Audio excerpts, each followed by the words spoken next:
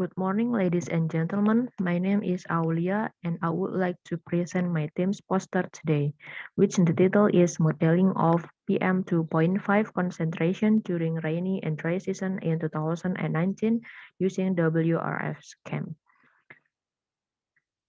So, firstly, the background of this study is that we know that air pollution is always been a big problem for cities. That's why we studied the PM2.5 characteristic in Jakarta. And as we know that different meteorology condition gives different effect on PM2.5, we also split the research period into two conditions, the wettest and the driest condition in Jakarta during 2019.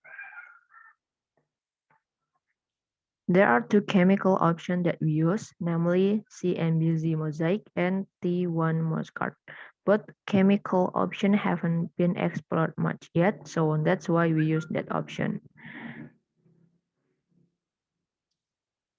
The result shows different results for each period. While during wet period, the model gives quite similar pattern. During dry period, the concentration looks more underestimated.